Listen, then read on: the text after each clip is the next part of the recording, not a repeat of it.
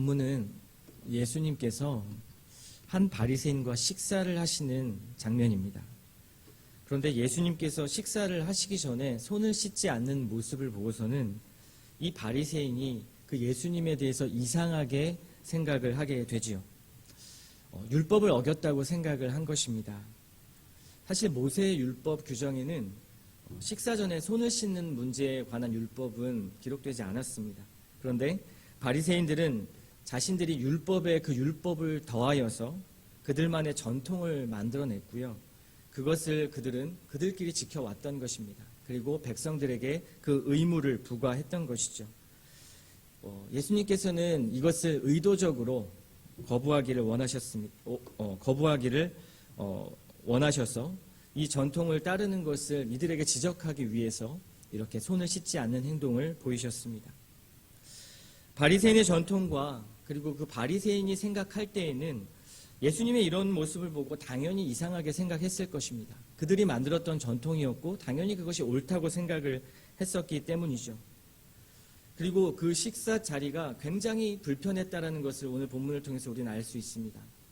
예수님과 식사하자고 초대를 했는데 이제 이후에 벌어지는 일들은 예수님께서 그 전통을 깨부수시고 그리고 그들에게 화 있을진저라고 강력한 저주를 퍼부으시면서 비난을 하시기 때문입니다.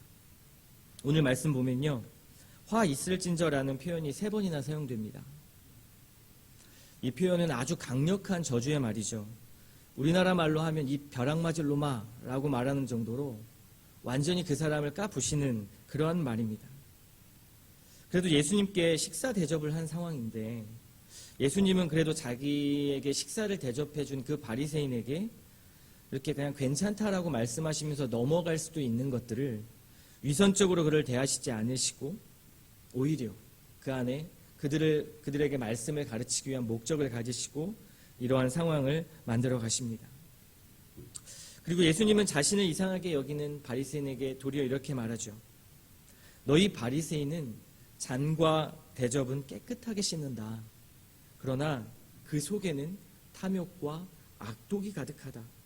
이 어리석은 사람들아, 겉을 만드신 하나님이 너희 속도 만들지 아니하셨느냐.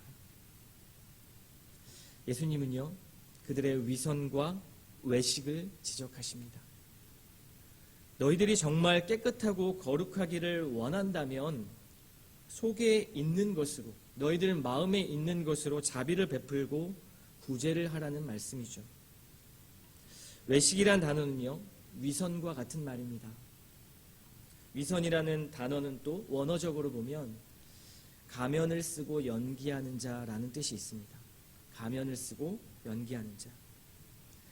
지금 바리새인들은요, 겉을 씻는 형식에는 굉장히 이렇게 민감하고 형식을 중요하게 여기지만 그들의 속은 전혀 깨끗함과 무관한 자들이었다는 것이죠. 그래서 예수님은 계속해서 그것을 지적하고 싶어 하십니다. 42절 말씀이죠. 화 있을진저 너희 바리새인이여, 너희가 박하와 운양과 모든 채소의 11조는 들이되 공의와 하나님께 대한 사랑은 버리는도다. 그러나 이것도 행하고 저것도 버리지 말아야 할지니라. 예수님이 무엇을 지적하는 것 같으십니까?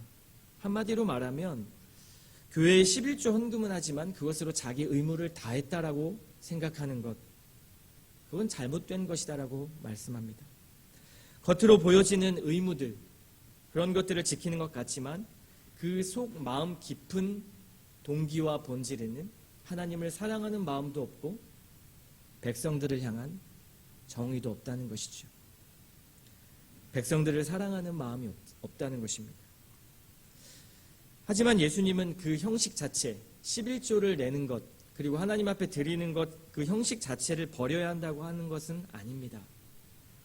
이런 말씀이죠. 본질이 너무 중요한데 너희는 그 본질을 담는 그릇에만 신경을 쓰고 정작 본질을 담지는 못하는구나. 이렇게 말씀하는 것입니다.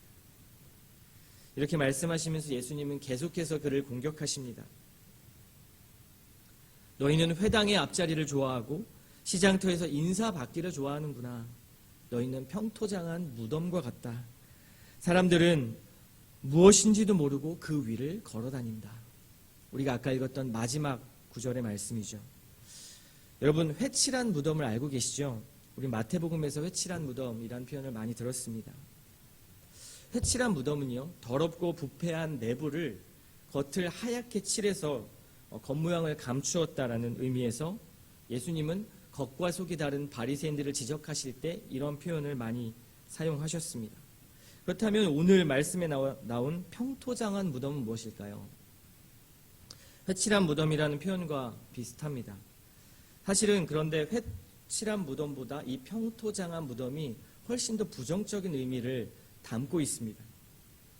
평토장한 무덤은 봉분을 만들지 않고요, 무덤을 평평하게 만든 그러한 무덤입니다. 헬라어로 번역하면 보이지 않는 무덤이죠. 민수기 19장 16절에 보면 바리새인들, 즉 유대인들은 무덤과 접촉하면 7일 동안 부정해지는 율법이 있었습니다. 그래서 그 율법을 잘 지키기 위해서 바리새인들은 무덤이 있는 장소들마다 표시를 해두었습니다. 왜냐하면 그 무덤과 접촉을 하면 자신이 부정해지기 때문에 표시를 해두었는데요. 회칠한 무덤도 겉에서는 그 무덤이라는 사실을 알 수 있기 때문에 보면 피할 수 있었습니다. 그리고 부정해지는 것을 그들이 피할 수 있었죠. 그런데 평토장한 무덤은 어떻습니까? 무덤이 어디에 있는지 모릅니다. 표시되지 않은 무덤위를 자신도 모르게 걸어다닐 수 있고요. 그리고 사람들은 자기가 부정해졌다라는 사실도 전혀 알지 못하는, 눈치채지 못하는 그런 무덤이 평토장한 무덤입니다. 이 무덤은요, 자신만 부패한 것이 아니라 다른 사람들까지도 부정하게 만들 수 있다는, 예수님이 바리새인을 가리켜서 너희가 평토장한 무덤과 같다라고 표현하는 것입니다. 너희들 때문에 오히려 너희가 평토장한 무덤이 되어서 다른 사람들을 부정하게 한다. 너희가 부정하지 않으려고 율법을 강조하느냐? 오히려 너희가 더 부정한 자들이다 라고 예수님이 지금 돌려서 이렇게 비유로 말씀을 하는 것입니다. 바리새인들은 철저하게 율법을 지키고 깨끗하다고 생각을 하지만 실상은 그들의 속은 부패의 온상이고요. 오히려 지도자인 너희들이 바이러스의 원인이다, 예수님이 지금 아주 강력하게 바리새인들에게 말씀하고 있습니다. 그리고 오늘 말씀에서 이어지는 누가복음 12장에서도요. 계속해서 예수님이 바리새인들을 향한 지적을 하시는데요. 바리새인들의 누룩, 곧 외식을 주의하라 라는 말씀을 제자들에게 가르치는 장면이 나옵니다. 그리고 12장 2절에 이렇게 말씀하시죠. 감추인 것이 드러나지 않을 것이 없고 숨긴 것이 알려지지 않을 것이 없나니. 1절에 보면 예수님께 몰려든 수만 명의 군중들이 있다라는 사실을 우린 볼 수 있습니다. 그때 제자들에게 이렇게 말씀한 것이죠. 너희들 바리새인들의 누룩을 조심해라, 외식을 조심해라. 제자들의 마음이 어땠을까요? 예수님을 따르고 있는데 주위에 수만 명의 군중들이 있다면 제자들 입장에서 우쭐하지 않을까요? 아, 이거 뭔가 됐다. 이 정도 예수님의 영향력이라면 나도 뭔가 한 자리 할 수 있겠다. 내가 예수님 믿기를 잘했구나. 정말 잘 따라다니는 거구나 라고 그렇게 생각하지 않았을까요? 그런데 그때 예수님은 그 마음을 아시고 먼저 제자들에게 한마디 던지시는 겁니다. 얘들아, 바리새인들의 누룩을 조심해라. 외식을 조심해라. 너희들이 나를 따르는 진짜 본질, 목적과 동기는 무엇이냐? 다시 말하면 너희들의 속마음은 무엇이냐? 라고 점검하라고 말씀하는 것입니다. 그러면서 바리새인들의 이 외식된 모습, 겉은 화려해 보이지만 속은 썩어 들어가는 그들의 영적 상태, 평토장한 그들의 마음과 같이 되지 말고 너희들의 진짜 그 마음, 그 본질을 무엇인지를 돌아보거라 라고 말씀하는 것입니다. 저는 이 말씀, 오늘 말씀을 늘 묵상을 할 때마다 참 어려운 말씀입니다. 여러분도 이 바리새인이라는 말, 그리고 외식한다라는 말, 위선자라는 말, 아마도 예수님을 잘 믿지 않는 사람들, 공동체 안에 깊게 들어오지 않은 사람들은 전혀 이 말씀에 대해서 와닿지 않을 것 같고요. 오히려 이렇게 아침 기도를 드리고 하나님 앞에 열심인 분들, 또 교회에서 열심히 섬기는 분들이 이 말씀을 들을 때마다 아마 편하지는 않을 것 같습니다. 오늘을 살아가는 우리들에게 예수님이 이 바리새인과 식사를 하신 것처럼 마주 앉아서 나에게 그리고 우리 교회에게 뭐라고 말씀하실까 한번 묵상해 보십시오. 우리는 겉모습은 굉장히 열심히 치장하죠. 그런데 내면의 모습을 꾸미는 데는 별로 관심이 없습니다. 한번 주일 예배를 올 때를 한번 떠올려 보십시오. 물론 매주 그렇지는 않겠지만 우리는 옷을 단정하게 입고 화장을 하고 겉모습은 굉장히 말끔하게 오는데 치장을 합니다. 여러 사람들의 눈이 있기 때문이죠. 하지만 하나님을 향한 마음의 옷, 이웃을 향한 마음의 옷, 내면의 옷을 관리해서 오는 사람들은 별로 없는 것 같습니다. 우리가 하나님을 만난다라는 것, 그리고 예수님 앞에 서서 제자가 된다는 것은요, 우리가 쓰고 있는 가면을 벗는 것입니다. 세상이 옳다고 말하고 세상이 가치 있다고 말하는 그런 모든 가면들, 그리고 내가 나를 지키기 위한 어떤 수많은 가면들을 벗어 던지고 이 공동체 안으로 그리고 하나님 앞에 서는 것이죠. 마치 제자들이 모든 것을 버려두고 주님을 따랐던 것처럼 하나님 앞에 서면 우리가 아무리 가면을 써도 하나님은 그 모든 것을 보고 계십니다. 사람들은 속일지 몰라도 하나님은 알고 계시다는 것이죠. 그럼에도 불구하고 우리는 늘 우리 자신을 정당화할지 모릅니다. 이것은 하나님을 위해서 하는 거야. 이것은 말씀을 지키기 위해서 내가 이렇게 할 수밖에 없어. 마치 바리새인들이 그 형식을 굉장히 중요하게 여기며 하나님을 위한다고 말했던 것처럼 우리의 어떤 모든 교회 안에서 또는 신앙 안에서 하는 행위 자체가 그렇게 합리화될지 모르는 것 같습니다. 사람들에게는 거룩해 보일지 모르는 행동들, 경건해 보일지 모르는 행동들의 그 깊숙한 마음, 자신의 의도와 목적이 무엇인지를 한번 살펴보십시오. 어쩌면 평토장한 이 무덤처럼 공동체 속에서 내가 하는 말들, 내가 하는 행동들이 어떤지를 한번 돌아보십시오. 이것은 교회를 위해서 볼 때 이렇게 하는 건 아니야. 저 사람은 저게 잘못됐지. 내가 볼 때 저 사람은 이게 문제야. 나는 이렇게 생각해. 이렇게 하면 안 돼.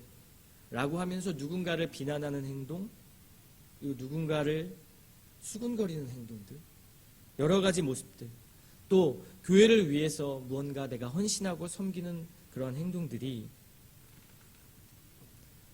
하나님 앞에서 하나님 보시기에는 그 본질과 그 목적과 동기가 나쁠 수 있다는 것입니다.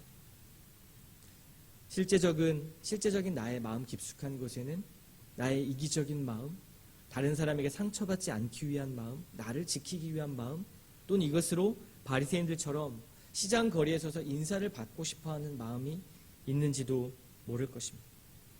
그런데 하나님은 그 마음을 아신다는 것이죠. 하나님은 그 마음과 중심을 꿰뚫고 계십니다. 그래서 우리는요, 늘 자기 자신을 정직하게 볼 수 있는 말씀의 자리 앞에 서야 하는 것 같습니다.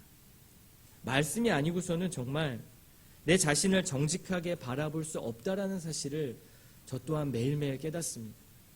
말씀이 비추지 않으면 내가 옳고 내가 생각하는 것이 맞고 또 내가 거룩하다 생각하고 내가 하나님 앞에 관계가 올바로 서 있다라고 생각할 수밖에 없는 것 같습니다.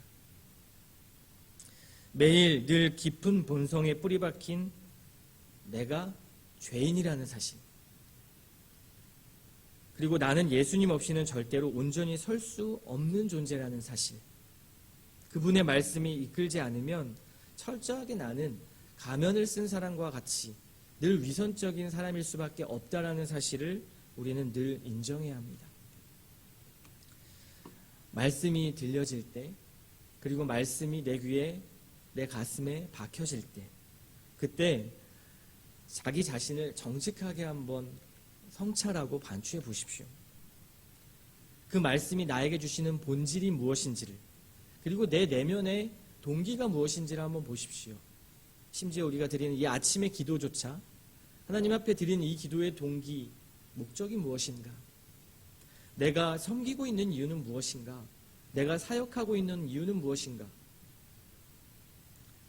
그래서 우리는 자녀를 교육할 때도 겉을 꾸미고 치장하는 것, 여러 가지 스펙을 쌓아주고 미래를 위해 대비해 주는 것도 중요하지만 그 아이들의 내면을 꾸미고 치장하는 일, 즉 하나님 안에서 말씀으로 그들이 거룩하게 내면이 쌓여가는 일도 우리는 가르쳐야 할 것입니다.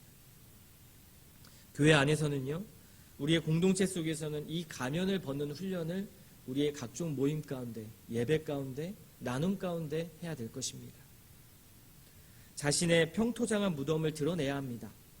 보이지 않는 무덤이 아니라 나는 죄인이라는 것을 드러내야 합니다. 상대가 그 무덤을 밟고 보이지 않는 그 무덤을 밟고 부정해지는 것을 우리가 막아줘야죠. 도리어 여기에 내 죄가 있다. 내 부정함이 여기 있다. 라고 고백하면서 그 누룩이 다른 누군가에게 또다시 퍼뜨려지는 것을 막아주어야 합니다. 그런데 우리는 어떻습니까? 그것을 가리기 위해서 두려워하고 오히려 거짓을 위선으로 다른 사람을 대하고 하나님까지 속일 수 있다라는 마음으로 자기 자신까지 속이죠. 내 겉을 위해서 퍼뜨리는 누룩이 다른 누군가에게는 엄청난 아픔이 될 수 있고요. 상처가 될 수 있고요. 그리고 예수님이 오늘 말씀을 통해서 이것을 고치시기 원하시기 때문에 우리는 오늘 말씀을 가슴에 잘 간직해야 됩니다. 바리새인과 같은 이 외식과 위선이 죄의 누룩을 퍼뜨려서 공동체가 아프고 가정이 아픈 것보다 내 자신이 죄인임을 인정하고 내 겉모습이 조금 망가져 보이는 것을 감내하더라도 내 자존심이 조금 무너지더라도 하나님 앞에 내가 죄인입니다. 나는 이렇게 흠이 많은 사람입니다. 라는 것을 인정하고 우리가 주일 말씀에 나눴던 것처럼 강의에서도 나눴던 것처럼 상처 입는 자리에 내가 비록 설지라도 그것이 본질이라면 그것이 하나님이 원하시는 것이라면 그리고 하나님이 기뻐하는 자리라면 기꺼이 그 자리에 설 수 있어야 하지 않겠습니까? 우리의 시선은 늘 그래서요 하나님을 향해야 합니다. 하나님을 통하지 않고서는 자기 자신을 볼 수 없습니다. 바리새인은요 하나님이 말씀하신 그 본질로 오신 그 예수 그리스도를 보지 못했습니다. 여전히 그들이 자기 자신들이 옳다고 생각했고 정당하다고 생각했고 거룩하다라고 생각했습니다. 우리의 모습과 같지 않습니까? 특별한 문제 없으면 나는 잘하고 있어라고 생각하고 사람들이 하고 있는 평판과 인정을 가지고 난 하나님 앞에 잘하고 있다라고 생각할 수 있지만 하나님께서는 그것을 지적하십니다. 아니다. 그것이 아니다. 오늘 말씀을 통해서 자기 자신을 보았으면 좋겠습니다. 그리고 공동체 안에서 나 자신이 어떤지를 보았으면 좋겠습니다. 형제 자매 안에서 내 자신이 어떤지를 보았으면 좋겠습니다. 그리고 만약 내가 평토장한 무덤과 같다면 겉과 속이 다른 가면을 쓰고 있다면 물론 그것이 당장 벗겨지지 않을지라도 하나님 앞에 간구하십시오. 하나님, 내가 하나님의 사람으로 제자들이 예수님을 따라서 걸어갔던 그 길처럼 나도 그 길을 따라 걸으며 그 가면을 벗는 훈련을 하고 싶습니다. 그리고 내 마음의 중심과 동기와 모든 목적이 하나님이 원하시는 그 중심, 그 동기가 되기를 원합니다. 라고 기도하는 이 아침 시간 되시기를 주님의 이름으로 축원합니다.